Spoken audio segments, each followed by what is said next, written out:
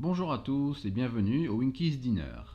Entre 1996 et 2000, les films Scream ont su se faire une place dans le cinéma d'horreur, et bien que la trilogie se soit terminée avec un Scream 3 pas très convaincant et rejeté par la plupart des fans, le film laissait pourtant la porte ouverte à des suites, et quand je dis porte ouverte, le film se termine littéralement sur une porte ouverte. Et c'est donc 10 ans plus tard, en 2011, que sort Scream 4. Et aujourd'hui, au menu du Winky's Dinner, on va revenir sur ce que je considère être une réplique glorieuse du film qui dit quelque chose sur Hollywood quand même. Et cette réplique, la voici. You forgot the first rule of remakes, Jill. Don't fuck with the original. Bon alors c'est sûr que sorti de son contexte, cette réplique ne veut pas dire grand chose, je suis d'accord. On va donc contextualiser tout ça et expliquer pourquoi cette réplique, elle est aussi bonne. Au-delà de son côté horreur, la saga Scream pour moi se démarque surtout grâce à son côté méta, à savoir que les films et les personnages sont conscients d'évoluer dans un film d'horreur et qu'ils doivent donc se plier à certaines règles du cinéma d'horreur. Cela dit, dans Scream, les personnages ne brisent jamais le quatrième mur pour s'adresser aux spectateurs. Les personnages sont plus enfermés dans une histoire d'horreur où chacun va tenter à sa manière de suivre les règles pour pouvoir y survivre. C'est un aspect que j'aime énormément dans Scream et qui a souvent donné lieu à des moments marquants. Même dans Scream 3, que j'aime le moins, on assiste à une scène de poursuite dans un décor de cinéma, qui s'avère être une reproduction du décor du premier film, qui a en fait inspiré une série de films appelée Stab dans l'univers fictif de Scream. Donc comme je vous dis, c'est assez méta tout ça, mais c'est toujours très bien rendu. Mais revenons tout de suite à Scream 4, qui lui aussi a très bien joué la carte du méta, notamment grâce à la séquence d'intro de 10 minutes, qui est divisée en 3 actes. On commence d'abord avec deux filles qui se font poignarder, mais en fait on était dans un film, acte 1, qui était regardé par deux filles sur leur canapé, jusqu'à ce que l'une d'elles poignarde l'autre, acte 2, mais en fait on était encore dans un film regardé par deux autres filles dans le vrai film, acte 3. Bref, c'est un film dans le film. J'espère que vous suivez toujours, mais pas de soucis si c'est bizarre, car la scène d'intro n'est pas ce qui nous intéresse. Elle mériterait même sa propre vidéo d'analyse, tellement il y a de références, et même, osons le dire, un peu d'autocitation. These sequels don't know when to stop. They just keep recycling the same shit. Even the opening scene, there's always some random girl who gets a call that undoubtedly ends up getting her killed. It's also predictable. There's no element of surprise. You can see everything coming. Ah! Dans Scream 4, nous découvrons une palette de personnages que nous n'avions jamais vus dans la trilogie originale, surtout des jeunes, donc une nouvelle génération.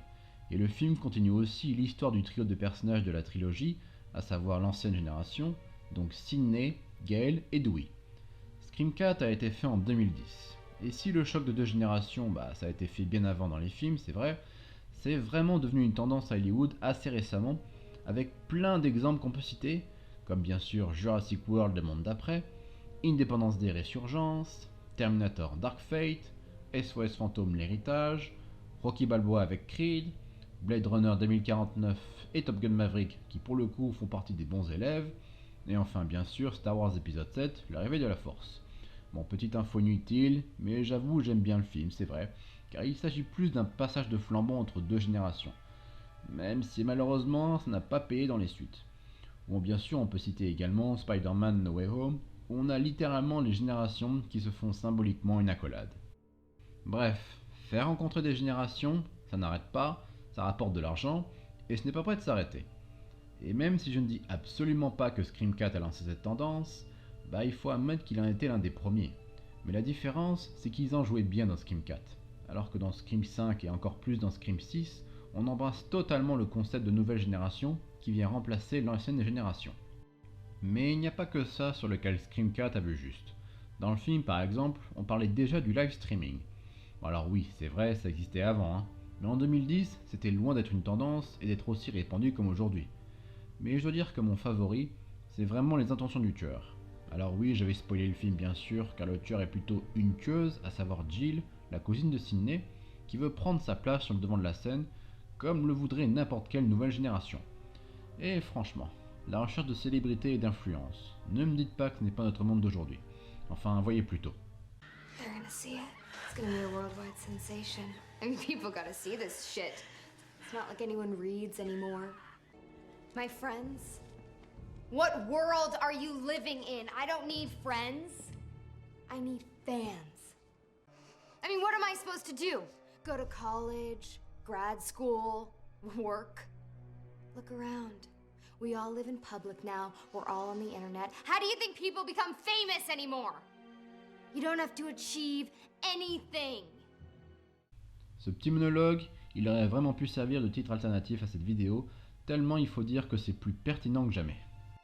Ainsi, Scream 4, il joue avec ce qu'il est, à savoir un film qui doit passer après une trilogie. Avec la nouvelle génération, on tente donc de reproduire les éléments du premier film, et donc Scream 4 se transforme en remake / reboot, et alors là, les illusions à Scream 1 vont se multiplier. Tout d'abord, le mec attaché à la chaise devant la fille au téléphone, la fête d'étudiants pour le climax du film où on se mate les films d'horreur, le tueur qui se trouve derrière toi, le petit ami de la nouvelle héroïne qu'on suspecte forcément. Les échos sont là, mais comme Scream 4 a conscience d'être un remake, il doit transgresser les règles afin de pouvoir surprendre un peu. Ainsi, tous ces éléments qui nous sont communs sont juste légèrement modifiés. Le mec attaché à la chaise ne devient pas une victime mais le tueur et poignarde donc la fille. La fête d'étudiant n'est pas le climax du film mais était juste une sorte de fausse piste. Le tueur n'est plus derrière toi mais devant toi. Le petit ami n'est pas suspect mais victime, et j'en passe et j'en passe. Le film il s'amuse donc à inverser les règles histoire de se prétendre un peu original. Ce que certaines autres franchises ont essayé de faire aussi, il faut l'avouer. What? Nothing, you remind me of, me. La nouvelle tueuse, Jill, est celle qui a été la plus proche à pouvoir tuer la légende, la survivante de tous les films, à savoir Sidney. Bon d'ailleurs, petite parenthèse, mais je trouve que Sidney Prescott n'est pas assez reconnue comme l'une des meilleures héroïnes du cinéma. Elle qui a quand même survécu à 5 films et 9 tueurs. Vraiment, je trouve qu'elle mériterait plus de reconnaissance. J'aime beaucoup ce personnage vu tout ce qu'elle a traversé. Bon, je m'éloigne, mais comme je disais, Jill n'est pas passé loin de terrasser la légende qu'est Sidney Prescott. Car Jill veut être dans la lumière à son tour. Elle veut être l'héroïne de sa propre franchise. C'est pourquoi elle transgresse les règles et nous donne ce moment qui est clairement un hommage à Fight Club, où elle se mutile volontairement pour se faire passer pour la victime, et donc pour pouvoir être la seule survivante sous le regard des caméras. So you do have to die, Sid. Those are the rules. New movie, new franchise. There's only room for one lead and let's... Et c'est ainsi sur ce carnage que l'acte 3 se termine, avec ce plan très symbolique de Jill et Sidney étendus par terre face à face.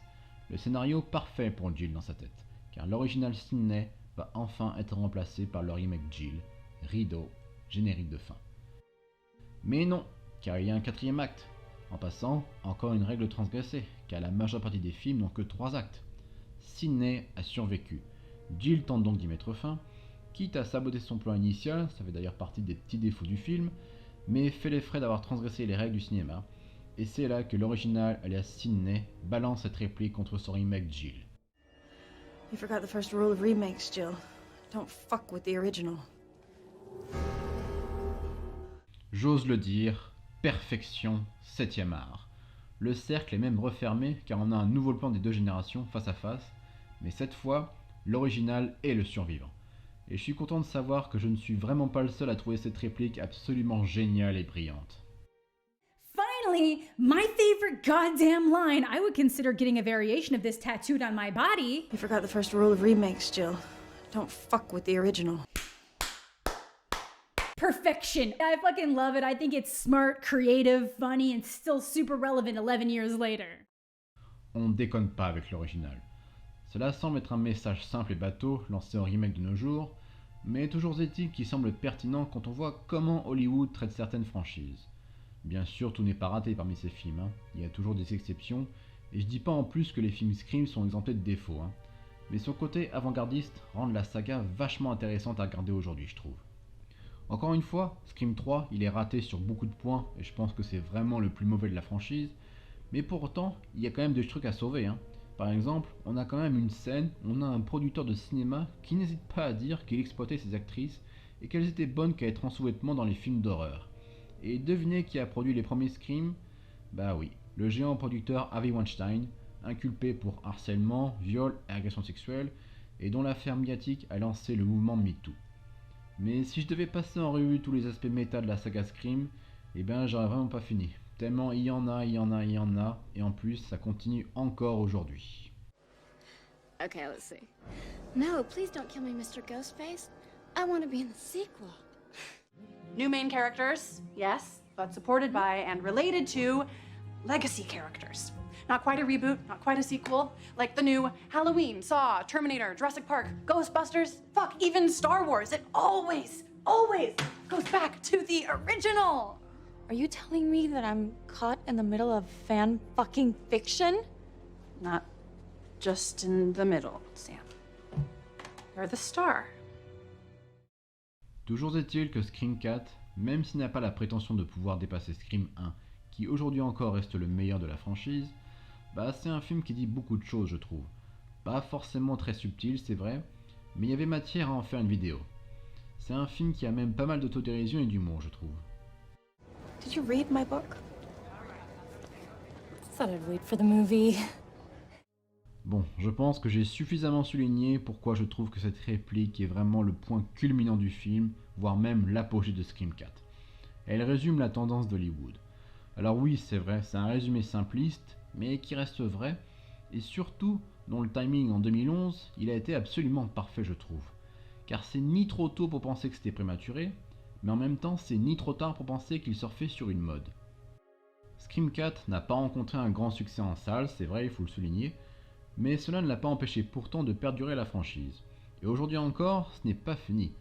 Le dernier en date, Scream 6 par exemple, a été le plus gros succès de la franchise. De toute façon, Hollywood ne sera jamais fini, on est d'accord. Les remakes / reboots continueront d'affluer. En espérant juste qu'ils retiennent cette simple leçon. Don't fuck with the original.